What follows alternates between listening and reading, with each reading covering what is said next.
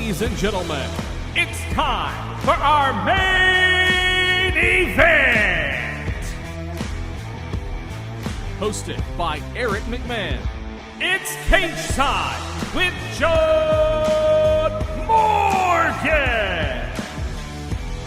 And welcome everybody to another episode of Cageside with John Morgan. I am your host, Eric McMahon. Now go back, check out a fun week last week on this podcast. We predicted what could happen in 2023, all the fun potential matchups, storylines that could unfold, with the caveat is that we have no idea if any of them are going to happen. But that's what we do, us fans. We fantasize things and then we kind of see whatever comes to fruition. Now, this week, I want to preference this with saying this is not a good week in MMA.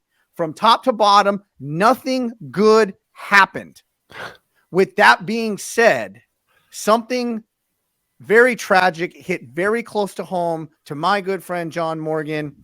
One of his buddies just tragically passed away without further ado. And this guy, he has a name in the MMA industry, worked for many, many promotions. John, I just want to give you the floor. I'm going to take a step back. Yeah, man, it was a tough week overall. As you said, we'll get into some of the other things outside of it, but just not a lot of great things happening in MMA right now. But capped off last night by the passing of a friend of mine, Kevin Alires, who worked for World Series of Fighting, PFL, Eagle FC. So had been around the MMA space for a long time. Not a name that a lot of people would see because he was working behind the scenes. He was an operations manager doing things behind the scenes. Don't know the details yet. Still working through all that. Just got the news late last night. But it hit me hard because he was a really good dude, just a really nice guy. Like if you meet anybody that knows him, they'll just tell you what a nice dude is. Like the kind of guy that's going to ask you what's going on with you, what's happening with you, bring up details in your life and make sure that you're good and those things. And there aren't a lot of people like that out there, but I guess, and again, I'm still processing and still trying to find out exactly what happened, but Kevin lost his son to suicide as a teenager years ago.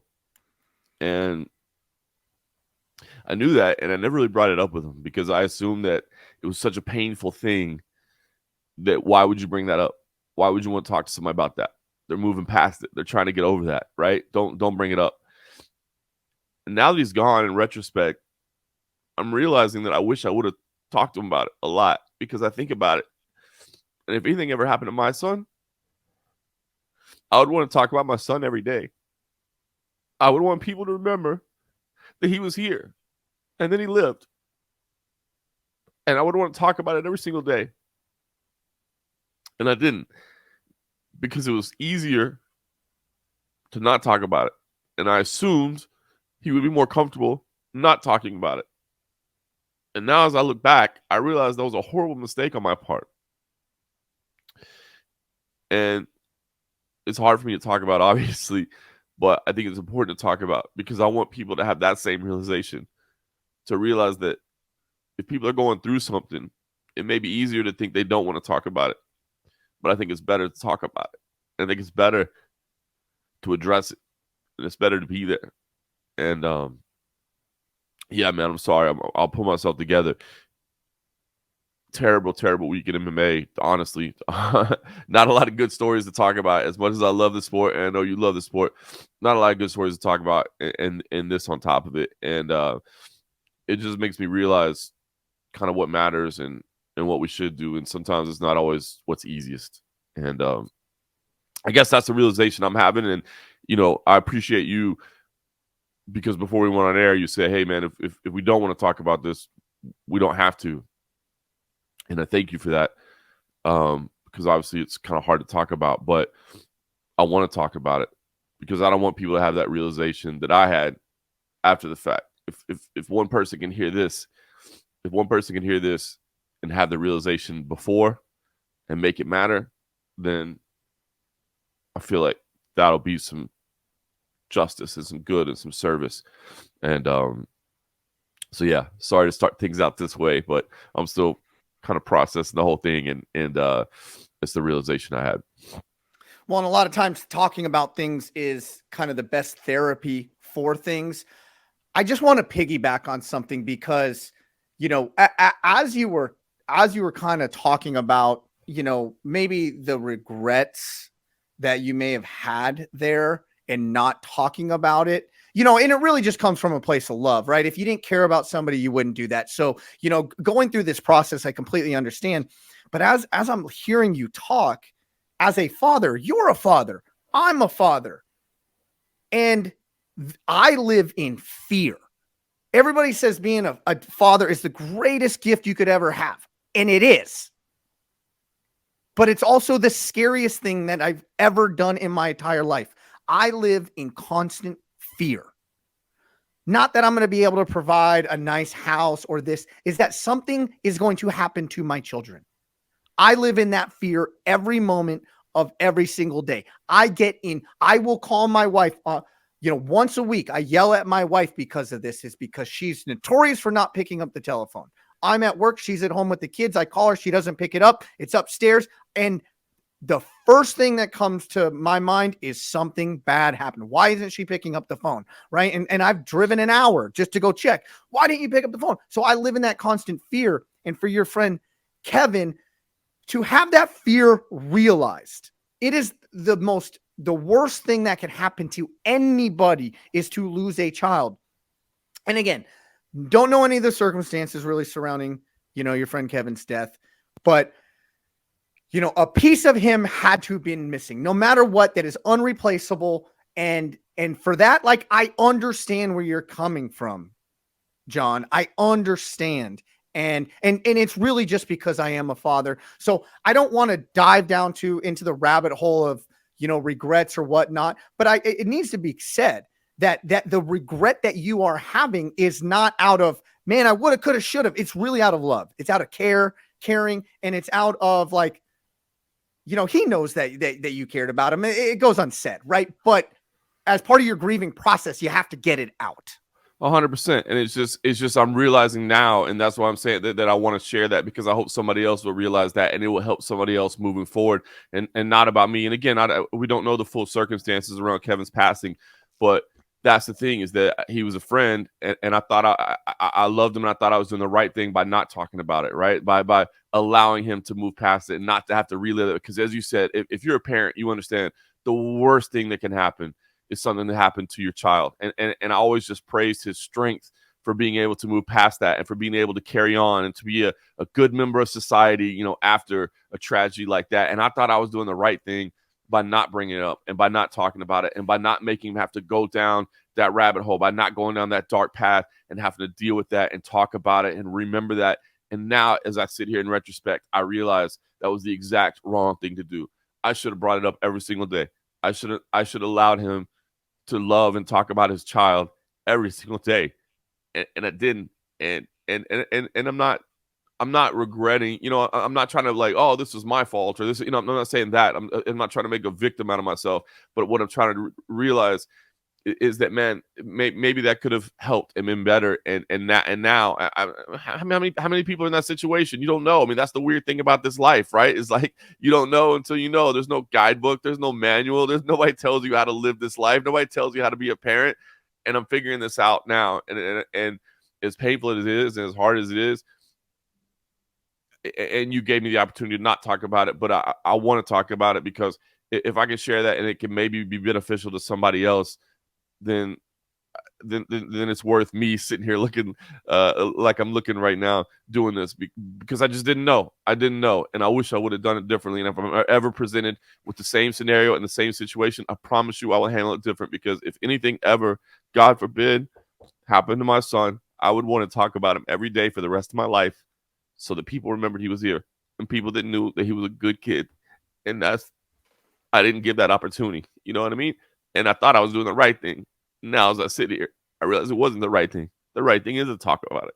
And yeah, man, I'm like I said, I apologize. I apologize that I'm this way. We try to go out here and talk about some fights and have some fun, and it's a great sport.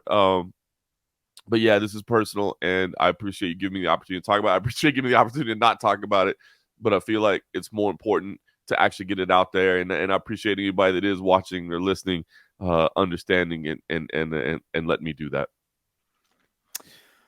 Well, as they say, hindsight is always 2020. So I hope I hope you get through it in any way that you need to get through it, John. And let's just kind of move on. And if we need to revisit it, we can revisit it. But as we said, this was a horrendous week in the sport of mixed martial arts. Dare I say, listen, I've been a fan for, 30 years now. I watched UFC 1 live on pay-per-view, the illegal black box. That's how my fandom goes back. I can't remember a darker week in this sport ever. There have been some major tragedies along the way, but from a totality of the week, I cannot picture, or I cannot remember a darker week in this sport. And let's start with the one that stole all the headlines. Dana White, domestic assault, his wife, both committing domestic assault. Let's start there, right? Everybody was wrong in this situation. In Mexico, New Year's Eve, alcohol fueled. Dana White, in my opinion, I'm not even going to get into the act. I'm going to get into how he handled it afterwards. If there's anything he did right, is he addressed it immediately, which, good or bad or indifferent, it's not for me to say. I think he handled it properly after the fact, right? What he did wrong, absolutely never put your hand on a woman. I'm embarrassed for him. It's despicable. But he did come out with a TMZ interview and he acknowledged that he was absolutely wrong. He's disgusted in himself. He's embarrassed. With that being said,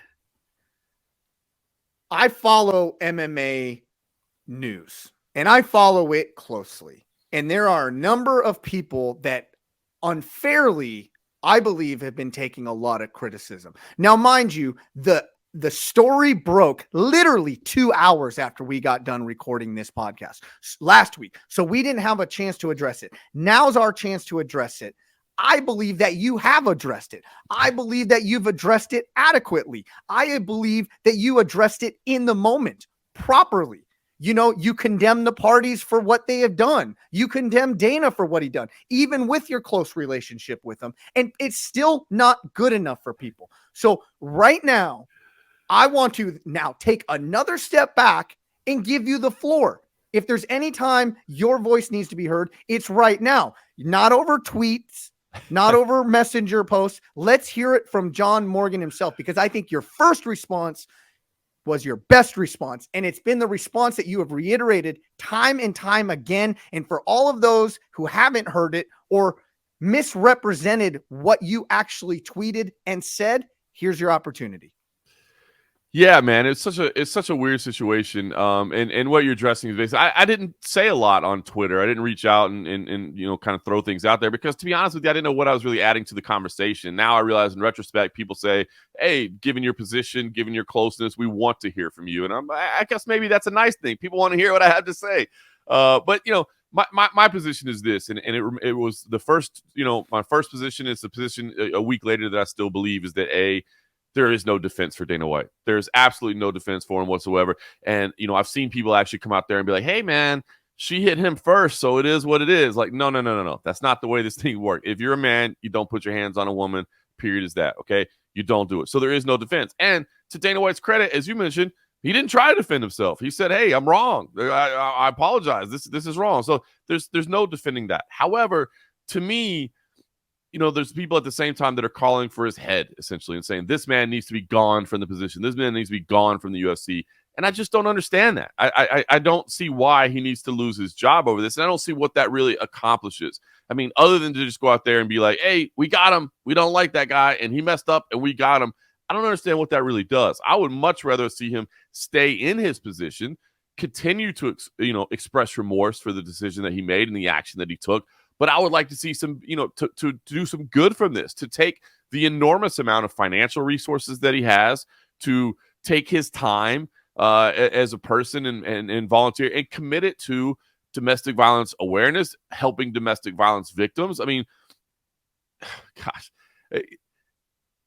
I don't want to keep making this like personal about me or whatever, but my wife over the holidays has taken her time to collect clothes, cooking items, food, Christmas gifts for 2 different women who decided that they needed to get out of a domestic violence situation, who were having issues with their children being afraid of their fathers and needed to get out of that situation and relocate to something else. Imagine the amount of resources, and that's right here in Las Vegas. I live right here in Las Vegas. Imagine the amount of good that Dana White and his personal financial resources, the UFC's financial resources, his time could do for people like that who find themselves in situations like that. And I understand that's not exactly what we're dealing with here, but it's domestic assault, you know. And what I said is that I hope that this doesn't continue to happen. I hope that it doesn't continue to be a pattern of behavior for Dana and his wife. Dana and his wife have gotten over it. They're fine. They're together. They've moved on. They've admitted this was terrible. It was alcohol fueled. It was a horrible mistake.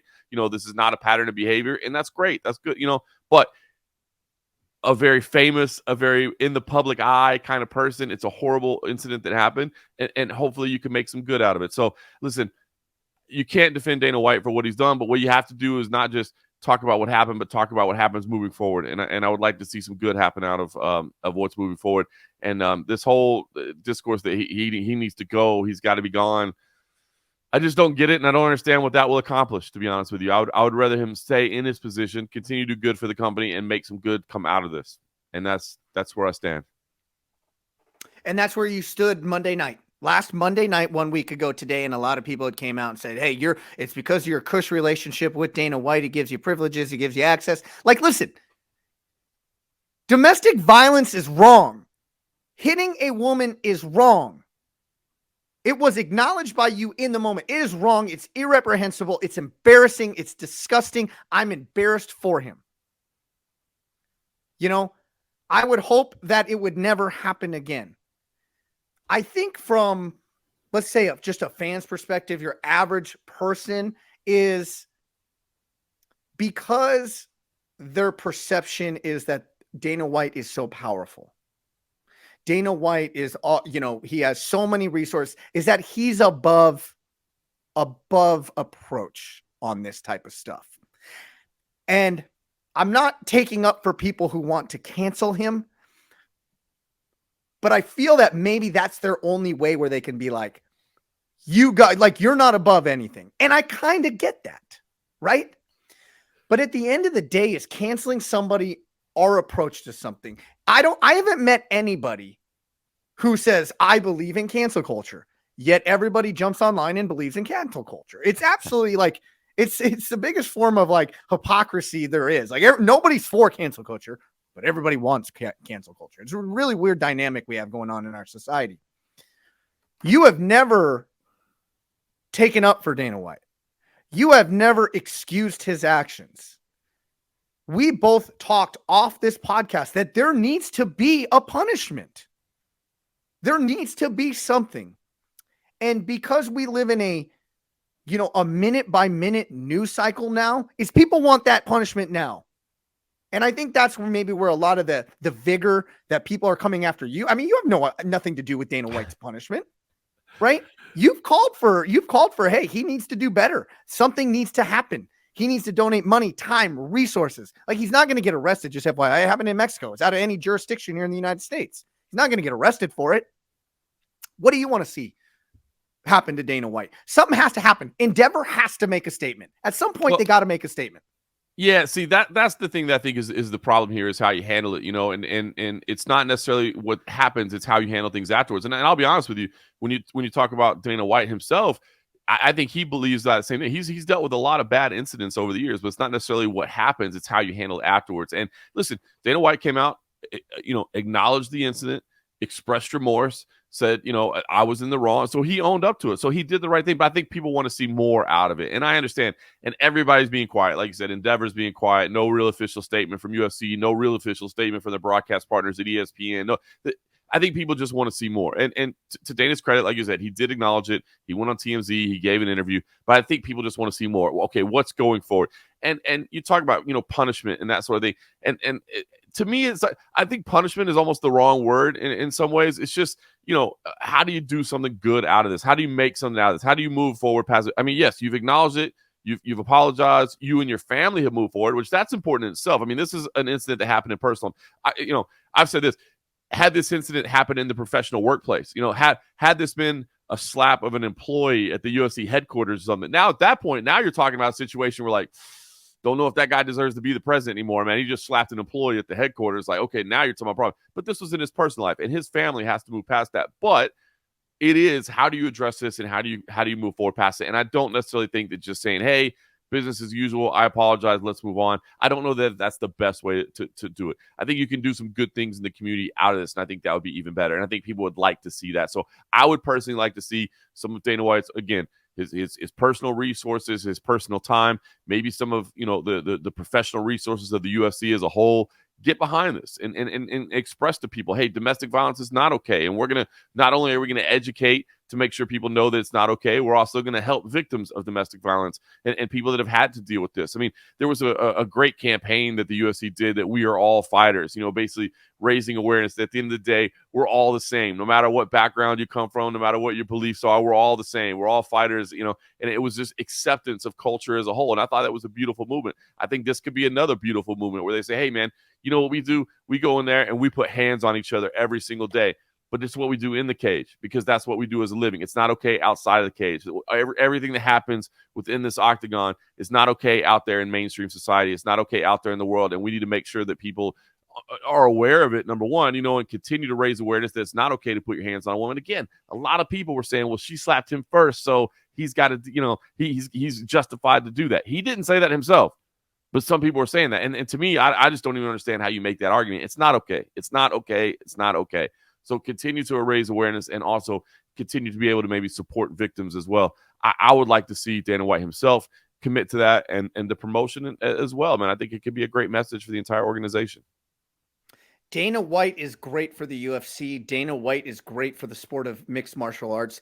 Dana White almost single-handedly is responsible for the way MMA is today. With that being said, I do think he needs to be punished. I do like the word punishment. At the end of the day, regardless of anything, and I'm a Dana White proponent, I don't want to see him fired. I want him to stay in this sport. I want him to stay in this sport forever, because I believe, regardless of his brash attitude, anything, he is good for this sport. With that being said, regardless, me and my employment with the Memphis Grizzlies, if a video surfaced of me slapping my wife, something would happen to me.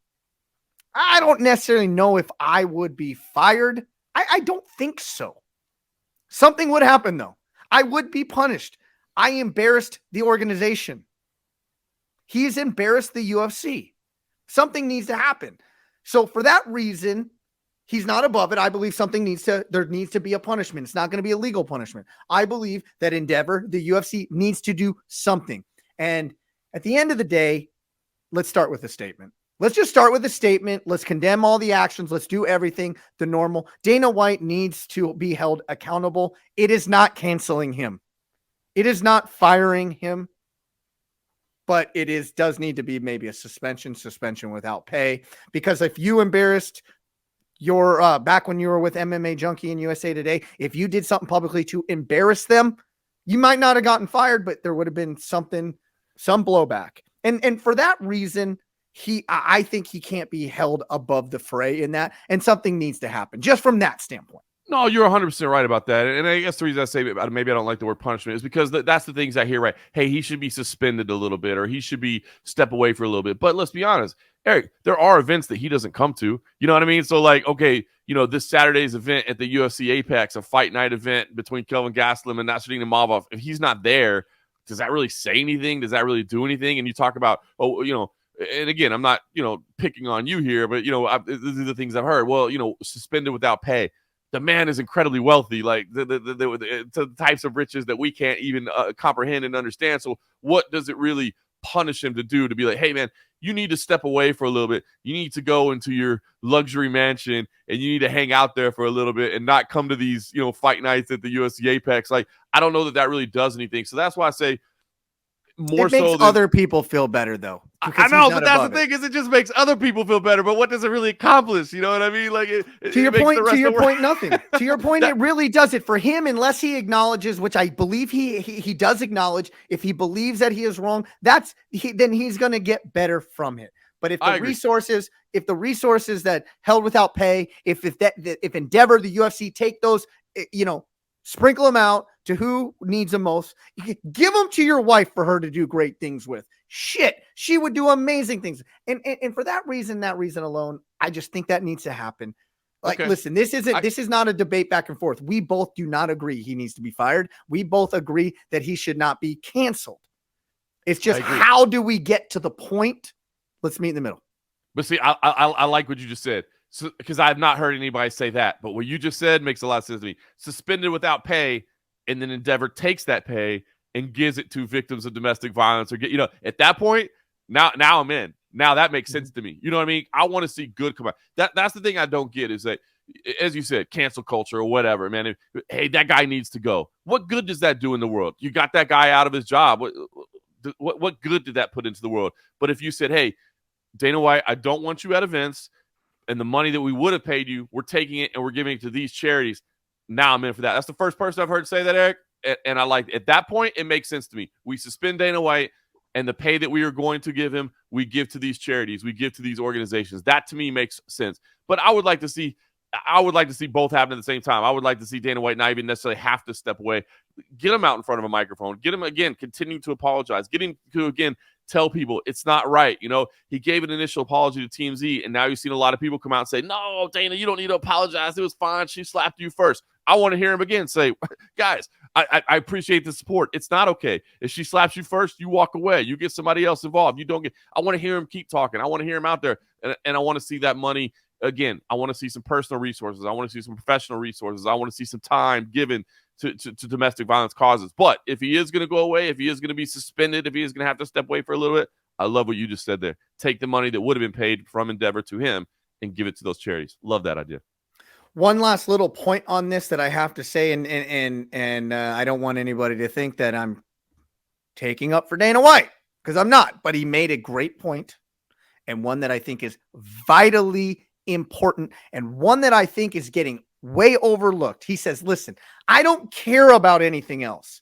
I was stupid. I made a big mistake. I'm embarrassed. Me and my wife are got over it, but my kids come first. And we need to fix this family dynamic right now, because we need to make sure they're okay. And we need to, basically what he's saying, I need to make sure to instill the values that this shit is not okay. It is never okay for you to do this. And as a man, he did a not something a man does. He hit a woman. But then he then did what, or is taking the approach, if he is taking it, of what a real man should do. Hey, listen, kids, you're impressionable. This shit is not okay. It's not okay. And learn from my bad beats. That's it. Own up to your mistakes, which he did. And I love the fact that he did say that's what is most important right now, is that I need to address this with my kids, with my family, because you're right. As a father, you set the example for your child, and you may forget that sometimes because you're living your own life. I mean, hey, as men, I think we can all admit, like, we pretend like we know what we're doing. We pretend like we got things all together, but we don't know. We're, you know what I mean? Day to day, brother. Day to day. We're all trying to figure, as human beings, we're all trying to figure this out. But at the same time, those little kids are looking up to us, thinking that we got it all together, and thinking that we know what's going on, and thinking that we know, and we're setting an example for them, right or wrong. And we have to do that. So you're absolutely right. He's got to be, he's got to deal with this stuff with his own children. And man, it's just, and I know he will. Man, I have known Dana for a long time, and we do have a friendly relationship. And because of that, I do get criticized sometimes of my coverage, because people, say you're not going to cover him as hard as you need to because you have a friendly relationship. But that's not the case. I'm still going to hold him accountable. We're all going to hold him accountable. In this situation, he needs to be held accountable. But I think he's trying to do the right things right now. I just think it can be done a little bit better. And so we'll see what steps are taken moving forward. We'll find out. We'll find out. I don't know if we'll see him this week. We've got a UFC media day on Wednesday. We've got a UFC event on Saturday. We'll find out if we see him, and we'll find out if it continues to be talked about. Because I can tell you, people are going to ask him about it. I know there's a lot of people criticize, oh, you media, you're not going to ask him anything. Yeah, you are. It's sadly, it's the biggest story in the sport right now. And part of that is probably because we haven't had fights in a while and we've had some time off, but it's going to remain a story because it is a big deal. And I think people are going to continue to talk about it, and we'll see how the reaction continues to be handled. All right, I guess we put a bow on that. Let's see if he does come forward this week. I'd like to see him come forward as well. Another just crazy story. I believe it broke Tuesday. The New York bad boy, Phil Baroni, arrested, being held on suspicion of murder of his girlfriend down in Mexico. What do you know about this? I mean, the story is just unbelievably tragic. We saw some rumors out there and some discussions about it, and it was like, this can't be, this has to be made up. And then, the news reports came out of Mexico and completely confirmed that, yes, arrested, as you said, on suspicion of murder, being held by Mexican authorities now. And it sounds like, put his hands on a woman to the point that she died. His girlfriend down there supposedly cheated on him. And because of that, he was like, you need to get in the shower and yeah. wash Can yourself. I actually read the police report? I got it right here. Please do, because this is it sounds like a movie. It sounds like a Hollywood scenario. This is unbelievable. According to the police report, authorities discovered Paola, his girlfriend, naked, laying in bed and covered with a blanket. She appeared to have been struck multiple times, as she has bruises on her face and body. She had no vital signs when police arrived. After being questioned, Baroni told authorities that he and Paola were both smoking marijuana and drinking beer when she revealed that she had an affair with another man. This sparked the incident, which Baroni told Paola to get in the shower. After she refused, Baroni allegedly grabbed Paola and threw her into the shower, where she hit her forehead and then quickly fell back, hitting her head again. Baroni said he helped her up to her feet and laid her down on the bed. He said he took her clothes off and covered her with a blanket because she was cold. After a few minutes, Baroni said Paola asked him to get her a beer and cigarettes. When Baroni returned, he said he thought Paola was sleeping, but realized she was unresponsive as he tried to wake her. Local authorities informed the public ministry of the incident, which is being investigated, and Baroni potentially facing a charge of murder. Unbelievable. I mean, unbelievable. This is somebody that phenomenal fighter, entertaining. I mean, always, was he necessarily champion level? No, but did he come in and fight the New York badass? I mean, this dude came in strutting, wearing sunglasses. He got the whole showmanship aspect of it, right? I mean, this sport is about being able to get in there and compete and be successful as a martial artist, but it's about being a showman as well. And he embraced that and put it on. And I mean, this was somebody that was, if you were a fan of MMA, you were a fan of Phil Baroni, because when he stepped in there, you were getting some fun, you were getting some entertainment going on. And to find out that this happened, and I mean, you're talking about this man's life is done at this point, right? I mean, life is done at this point. One of the most vicious knockouts you will ever see in the sport, Phil Baroni and Dave Monet. You remember that? Of course, dude. That was brutal, Holy smokes. Phil Baroni just unleashes with 3, 4, 5, 6 punches. Dave Monet unconscious, laying against the fence, taking 5, 6, 7 more punches. While he's unconscious, prone against the cage. Tremendously fun fighter to watch. He was the quintessential New Yorker. Quick one-liners. I'll never forget going into that Frank Shamrock fight in was it Elite XC or was it? I think it was Elite XC at the time. It was a Strike Force event that they co-promoted with Elite XC. There we go. Yep. So Frank Shamrock, being the mixed martial artist that he is, he says, I'm an artist. I'm an artist. I'm an artist. And Phil Baroni just took him to task. Say, you're an artist. Paint me a picture. Do me this. Do this. Do that. What are you going to do? Some finger color paintings. I'm going to whoop your ass.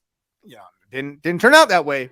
But Frank Shamrock was a savage. But he just was that quintessential New Yorker too. And for this all to happen, like you said, I'm reading this Tuesday after the Dana White thing breaks Monday. Now I'm reading this Tuesday. He's in Mexico. And one thing that I left out of that report that they had said is that she had bruising on her face and body. So like hitting her forehead once on the front and then the back of her head falling back.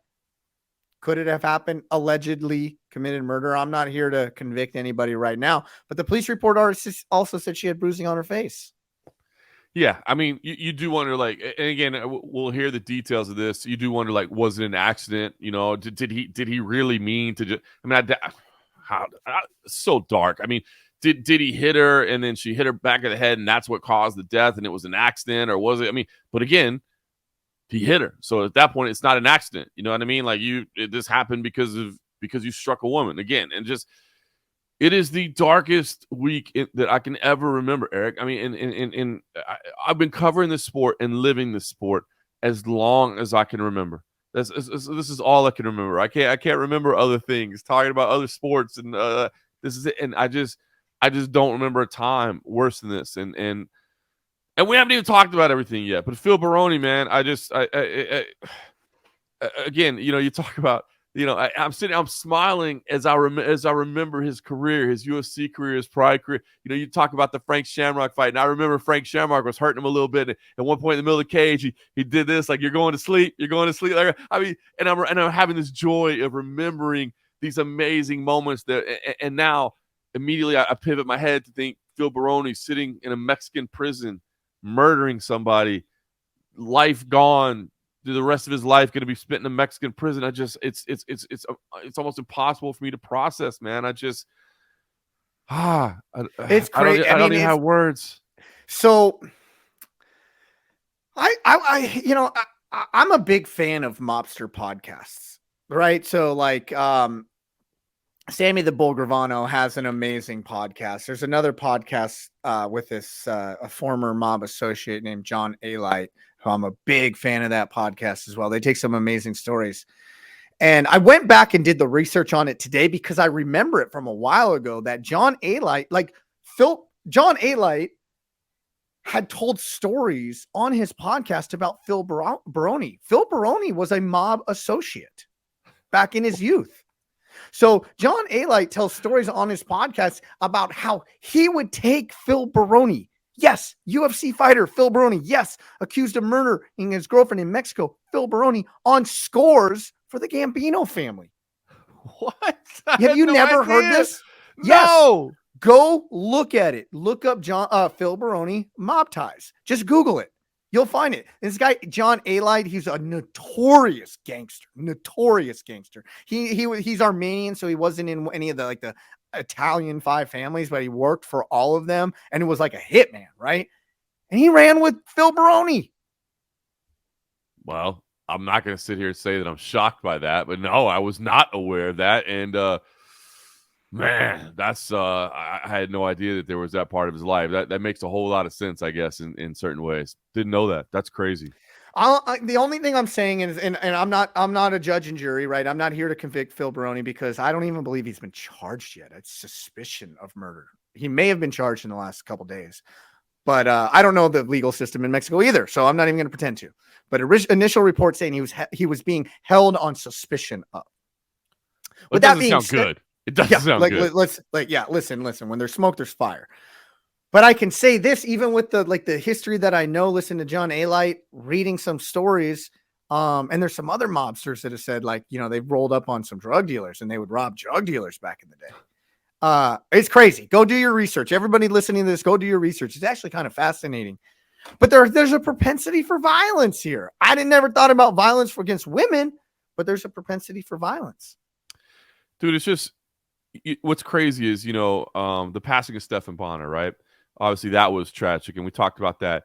The last time I saw Stephan Bonnar in person, I was in a bar in Vegas, and Stephan Bonnar was there, and Phil Baroni was there, and I had beers and shots with both of them, and I was like, man, how, you know, look at these two legends of the sport, you know, look at these two legends, and now one is gone, and another is sitting in a Mexican prison right now, accused of murder. I mean, just, dude. Was Phil Baroni a cool guy to shoot the breeze with? He comes across in interviews as like this enigmatic, charismatic just being.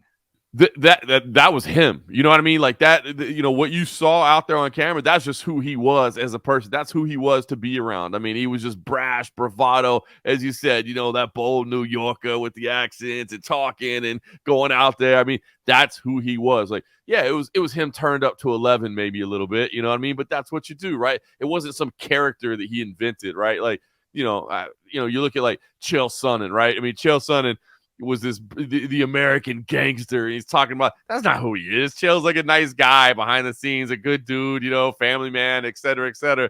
But he kind of created this character because he realized people would be enamored by that. And, this professional wrestling type scenario.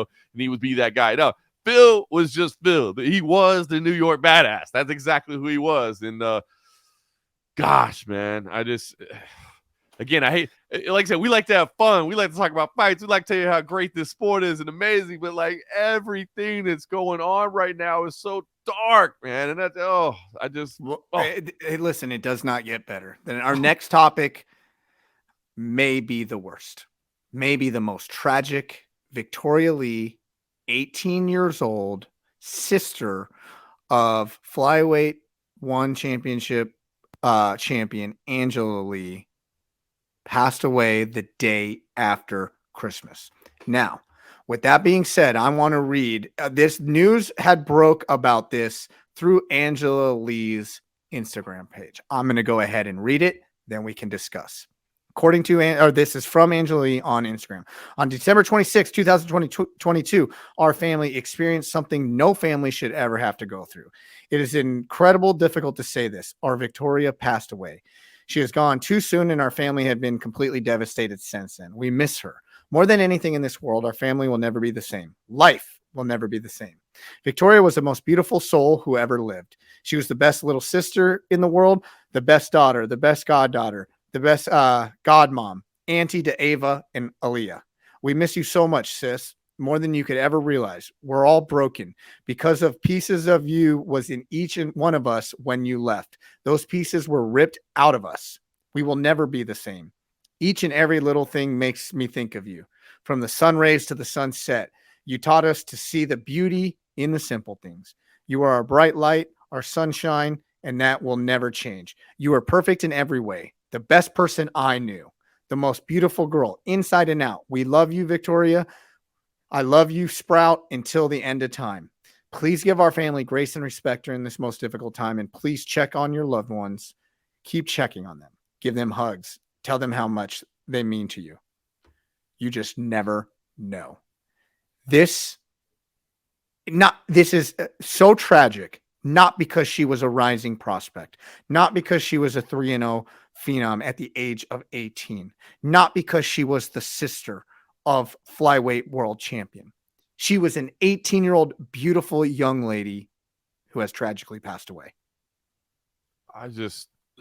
Man, some of those words, and worth mentioning her brother, Christian Lee, a champ as well, who recently put on an amazing performance. I mean, this family of martial artists, true martial artists, all young kids, they've lived it, and all of them incredible. And an 18-year-old life gone, and we don't know the details yet. As you said, it happened on December 26th. It wasn't reported until yesterday, and it was only reported by the family. We don't know the details just yet. But you said it. The tragedy is that an 18-year-old life is gone. And I love those words of, check on your loved ones. It goes back to where we started. You know what I mean? There's the amount of tragedy that we're dealing with in the sport right now, but it goes back to it, is that check on your loved ones. Keep checking on them, because you just never know. You never know what's going on. And, I'll put it to the point.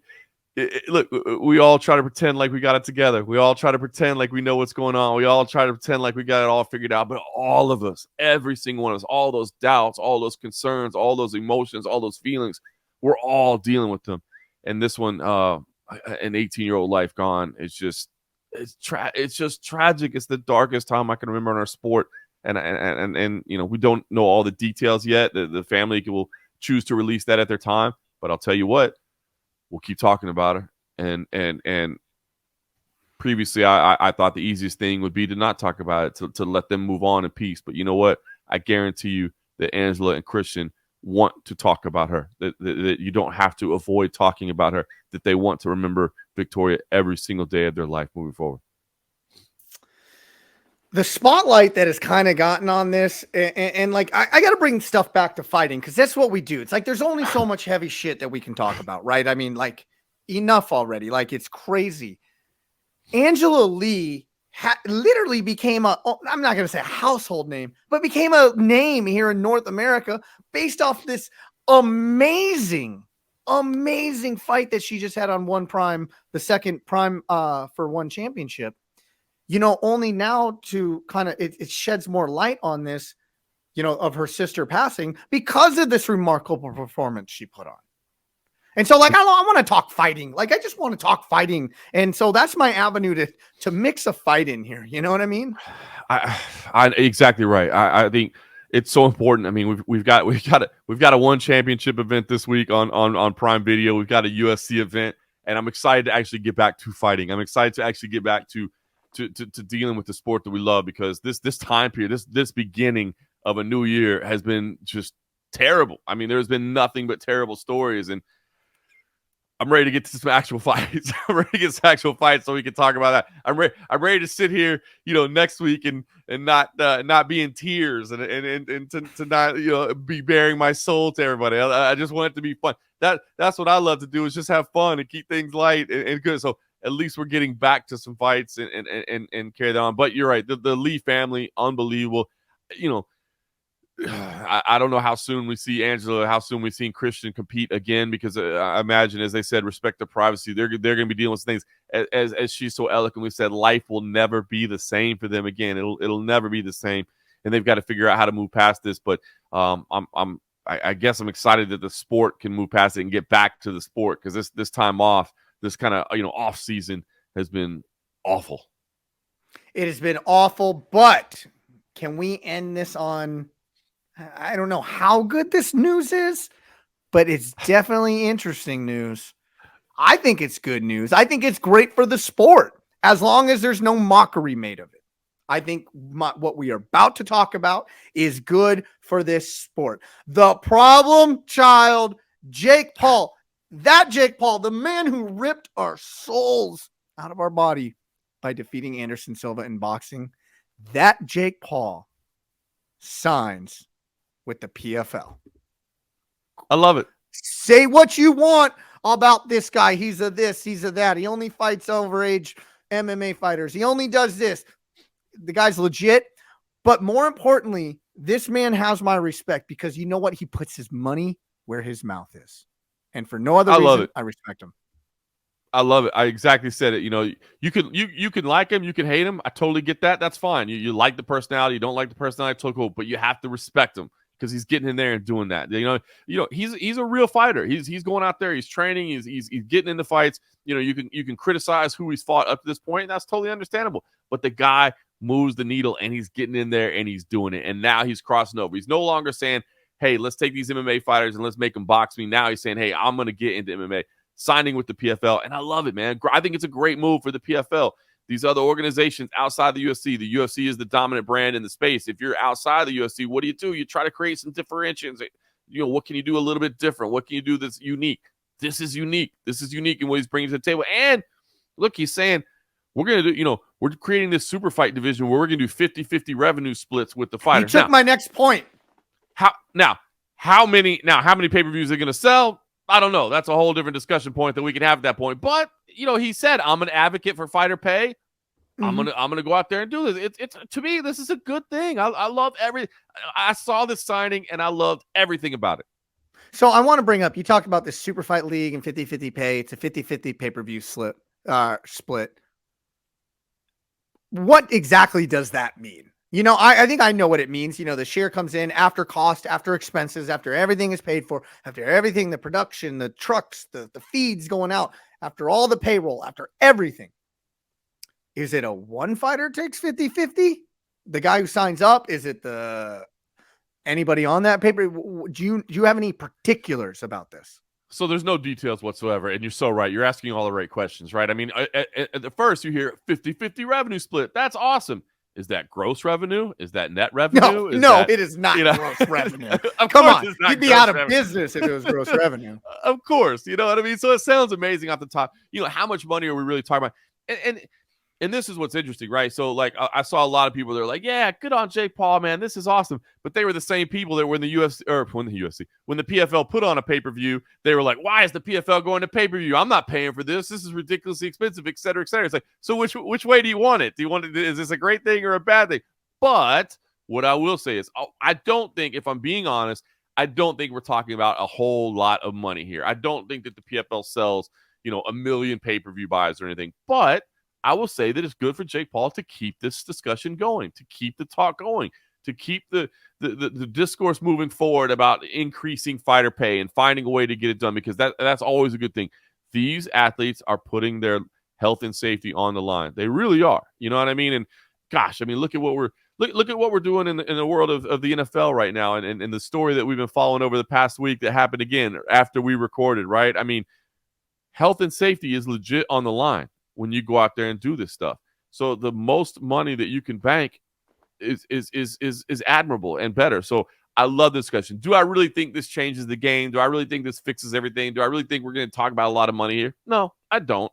But I do love the fact that at least he's keeping the discussion going. He's been saying all along, I'm an advocate for fighter pay, and he's continuing the discussion at the highest level. I just think it's cool as shit. It's just cool. Like, listen, people love him. The kiddos love him. The kids love Jake Paul and Logan Paul. They love them both, right? Logan Paul was crushing it in WWE too, by the way. But they love these guys. The haters, me and you included at some point, we didn't like these guys, right? They tore our hearts out. But the simple fact is he does move the needle. He does draw. And so we had this weird conversation. The one thing that popped in my mind is you were talking from an analytical standpoint. Oh, I'm going to talk to the UFC about their analyticals, which would sell better. Would O'Malley sell better? Would Cejudo sell better? Because of the Twitch, the gaming, the weed thing, all this, that, and the other. Like, listen, Jake Paul falls into that category. I bet you the PFL did a little research on this. They could project what this guy would sell, how well he could draw. And it's anxious to see like what kind of really deal he gets, because there's a guaranteed on top of the split. So with all that being said, I just think it's fun. I think it's exciting. I think it makes PFL, it doesn't legitimize them anymore. It makes them a fun secondary. That's it.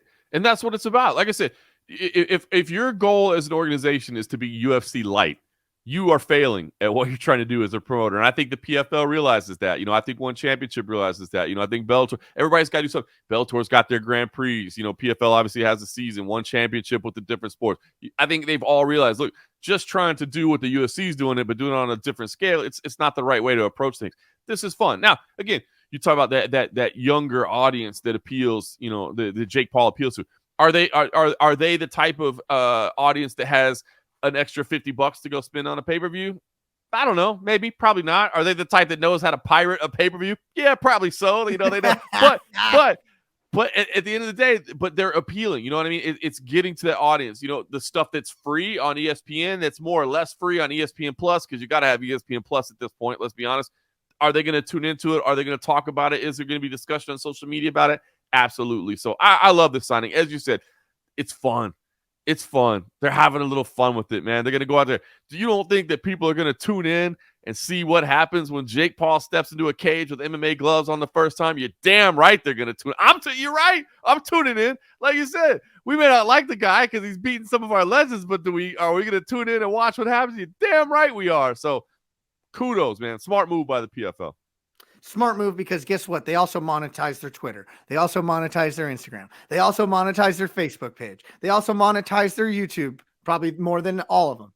And this guy, that's where he made his living, is through that social media. It's probably just a smart move all around. Everybody can make more money, meaning Jake Paul, the PFL. And hopefully if he rises the stock of some of the other fighters, that's where I'm excited for. If Jake Paul gets more eyes in on there, and then we get to see some of these tournament winners. We get to see some of these other fighters that typically their names aren't out there because they're not in Bellator or they're not in the UFC. I'm here for it, man, because some of the best not all the best fighters in the world are in the UFC. They're just not. So now most of them are, but not all of them. And for that, he's bringing more eyeballs. I'm here for it. That's it. That's what you got to understand. And I think that's what people are starting to realize is that, listen, there are amazing athletes and promotions around the world. Is the UFC still the dominant brand? Yes, it is. There's no question about it. That is the dominant brand in the landscape. And I don't know that's going to change anytime soon. They have done such a great job of marketing themselves and getting out there. I mean, they were the industry pioneers. So obviously that's the name that's known. But understand that there are incredible fighters in every promotion out there, not just the UFC. Just because you're in Bellator, PFL, one championship, whatever it may be, you can't automatically look at somebody and say, well, they're there. They must be a second-tier athlete. Not the case. There's phenomenal athletes in all these organizations. Absolutely. So what we got going on? We got some. Can we finally watch some fights this weekend? Thankfully, I need it, man. I need it. After the emotions that I've had to deal with to start this year, I need some actual fights. And we got one championship on Friday night. We got UFC on Saturday. It's going to get back to what things are supposed to feel like. Man, I can't wait. I'm clamoring to see some fists hit some faces of professional athletes inside of a ring or a cage. I can't wait for it. With that being said, what do you... Oh, shoot! I almost buried a lead, man. Holy smokes. I had this on my run sheet to start with, but it got off to a crazy start. Oof. You picked up another gig. I did. Let's talk about this and why am I not included in it? You sandbagging son of a gun. Come on, man. I thought we were partners in crime. Tell us what you got going on. Yeah, listen, man. It was on the down low, but the experience, everything was announced this week. But I will be doing some commentary later this month for Fight League Atlantic, which is kind of a burgeoning promotion out there in Canada. I'm going to have to go out there to Moncton, Canada in 29-degree weather here in a couple of weeks, but I'm excited. The phenomenal people around that organization. They reached out to me and say, listen, man, we're fans of what you do, and we're trying to do something big up here, kind of grow the Canadian East Coast regional scene, and we think that you would be hugely beneficial to our product to help do that. And I said, man, I love that. Let's go do it. Let's get involved. I mean, as much as I love watching MMA at the highest level, and I do, man, I love watching the highest level. I'll be honest with you. What I love even more is going to see the up-and-comers, seeing the people that are still at the amateur level, that are in their first couple of pro fights, you know what I mean, that are just kind of carving their way, they're chasing their dream, right? They got that passion, and they're like, I want to be at that highest level, and to go see them at that moment and have that, I love it. So I'm going to get to do that later this month, Fight League Atlantic out there a month in Canada, and hopefully I'll be, we've got some other dates planned for the rest of this year that they'll be announcing soon, but yeah. I added a new organization to the portfolio, and now I got to figure out what I got to do, because I got to be honest with you, from all accounts and indications here, in three, it's going to be cold, and I own a whole lot of cargo shorts, and I own some suit pants that I put on when I'm commentating. That's about it. It's going to be cold out there. And you're going to need a color guy. And I don't know if you know, I know my way around a ring. I know my way around a cage. I happen to think I'm fairly decent on a microphone. And you know what? I'll work at 2/3 your rate. All right. Let them know. I will let them know that. I'm like, look, he's going for a triangle. There's a Kimura set up. Look, he Kimura trapped him. He's got him on the ropes. Oh, his legs are wobbly. I got this. I could be your color guy. I like where you're going with that. I consider the pitch meeting set. While I'm out there, I will casually drop the name and casually drop the idea. Hey, my fellow podcast host, come on, man. Let's get him out there.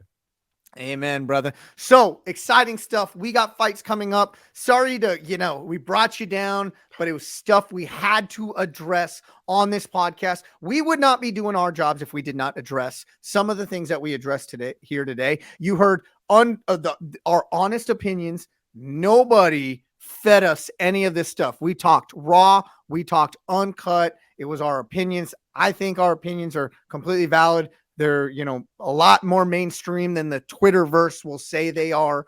But with that being said, it needed to be addressed. But we ended on some fun notes. Jake Paul going to PFL. Fights coming up this weekend. We can't wait. John Morgan, any last thoughts? No, that's it, man. I like you said, it's sorry to start things on such a low note, but I now understand. You've heard people over the course of time say, if I can help just one person, then that'll mean something. And I never really understood that sentiment until now. If one person is affected by what I said, then it'll be worth getting on here and crying and being emotional and all that stuff. So go out there, check on your loved ones, check on the people you care about, man, because you just never know.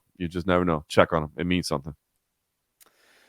Well, with that, we're going to go ahead and wrap it up. Hopefully a lot brighter days ahead here in the sport of mixed martial arts, Dark Week. And, all the victims and, victims of domestic assault, domestic violence, we have your back. We're standing behind you. Nobody is above any of this, for Phil Baroni. I don't know what to even say on this. His girlfriend, may she rest in peace. May your friend rest in peace. May Victoria Lee rest in peace. And with that, we are going to get out of here. For John Morgan, I am Eric McMahon. Enjoy the fights.